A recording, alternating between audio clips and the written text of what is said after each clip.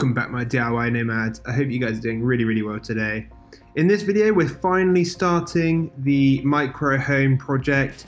If you haven't seen what this is all about, then check out my Instagram. I've been uploading a load of photos to it and it's all about this new undertaking we're doing. I know this isn't about vans, but definitely something that is related, and all the skills are so applicable throughout both camper vans and micro homes alike. So follow along for the series because it's going to get really exciting.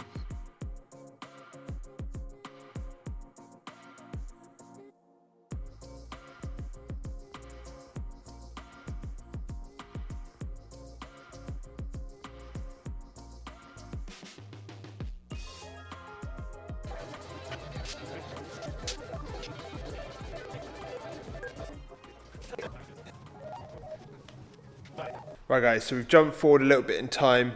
We're now on day 2. We just had like half a day yesterday because we were getting everything lined up in the morning. So we had about 4 hours to smash out the the layout of the flooring. But yeah, this is where we're at. We've got all the timbers screwed up together. We do need to secure it to the actual trailer itself, but that is basically our floor space, and it's a really nice space actually. What I'm going to do is, I was thinking about it last night because we started yesterday. I didn't know really how I wanted to film this.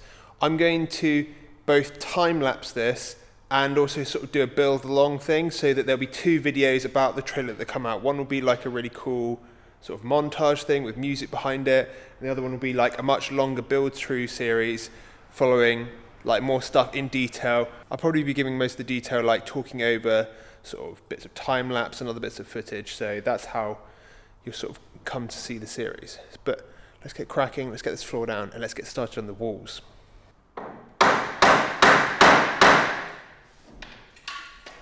So currently we're working really hard to make sure that the frame is square and true, lined up on the trailer. We made sure we tried to get it as lined up as possible.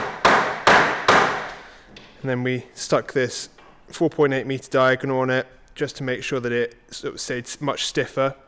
And now we're just getting it perfectly lined up with the front, back, sides, and then we're going to screw this puppy down. You can see Ben measuring here. We actually had to do a lot of very small adjustments to make sure that this wooden frame was sitting on the trailer properly square. If we don't do this now and make sure that it's properly square now, it'll basically lead to a snowball effect where we just have lots of things that aren't properly lined up later down the line. So it's worth putting in the time and effort now.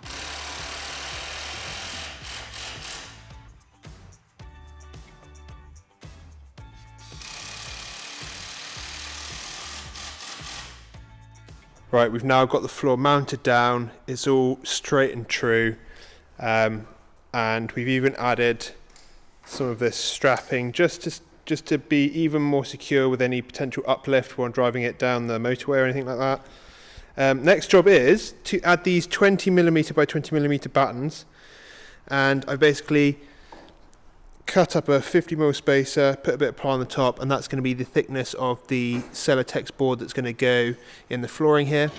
And I just basically put the batten underneath up there, glue it and pin it in place, and then the Celotex board will rest on that. All we need to do now is do all 36 of them. So let's skip to a time lapse and get this done. And as I mentioned before, I'm putting in the battens ready for the Celotex while Ben gets everything screwed down properly. To speed this up, I basically used wood glue to stick down the battens, and we had an air compressor with a staple gun, and that really made it very quick. I also have an electric staple gun as well, which you could use as well. But yeah, definitely a quick way to do it, and really effective.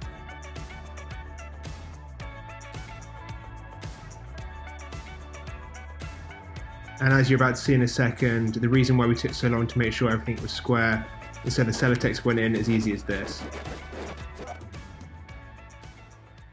Okay everyone, we've been getting through this pretty quickly already. We've got the water resistant flooring down, which is amazing. We're going to slow everything down now because we've been rushing through time lapses and cool B-roll. But let me take you through where we are at and how we got here. So the frame underneath is done with 3x2 treated timber lengths. We needed a couple of 3.6 meter lengths and mainly 2.4 meter lengths. They're all screwed together using these screws.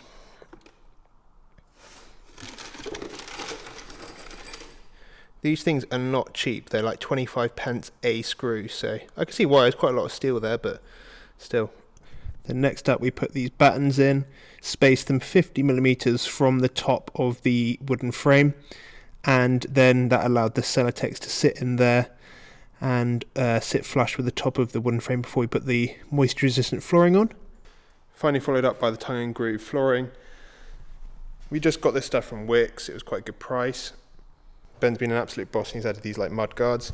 We're going to get some 1 or 2 mil stainless or galvanized steel and line the inside of here so that like all this wood doesn't get completely obliterated by mud and stones. There are also still a few bits on the frame that we need to like look at.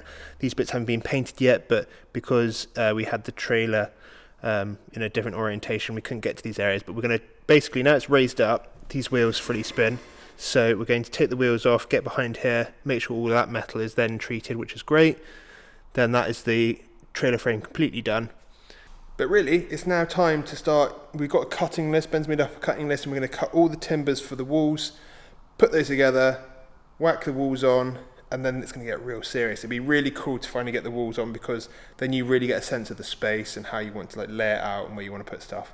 We have a rough idea. We want to put full length bed on one end, and then at the other end near the front door, the full size door that we're going to put in, there's going to be like a little kitchenette on one side and a wood burner on the opposite side, and then we're going to play around with ideas in the center, I guess. Right, guys and girls, we're going to call that video there. If you want to see this one side wall go up, you have to tune in for the next week. So we'll catch all you DIY nomads next time.